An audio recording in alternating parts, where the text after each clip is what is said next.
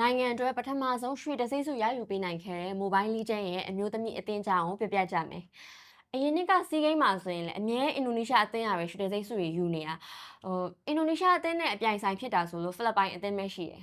ဒါပေမဲ့33ကြိမ်မြောက်စီးကိန်းမှာတော့မလေးရှားအသင်းကမမျှော်လင့်မဲနဲ့ရွှေစိတ်ဆုကိုရယူခဲ့တာဒီမလေးရှားလက်ရွေးစင် Mobile Legends အမျိုးသမီးအသင်းကိုတော့သူတို့နိုင်ငံမှာရှိတဲ့အသင်း3သင်းကအကောင်းဆုံး player တွေနဲ့ဖွဲ့စည်းထားတာပါ။မလေးရှားလက်ရွေးစင်အသင်းကအုပ်စုအဆင့်1ရခဲ့ပြီးတော့ရှုံးထွက်အဆင့်မှာပဲမြန်မာအသင်းနဲ့ဖိလစ်ပိုင်အသင်းကိုနိုင်ရပြီးတော့ရွှေတံဆိပ်ဆုရရှိသွားတာပဲဖြစ်ပါတယ်။ရွှေစိတ်ဆုအတွက်ပြိုင်ရတဲ့ final ပွဲမှာဆိုလို့ရှိရင် Best of 7မှာ9ပွဲအပြည့်အကျိတ်နဲ့ရှင်ပြိုင်ပြီးတော့မှမလေးရှားအသင်းကအနိုင်ရခဲ့တာ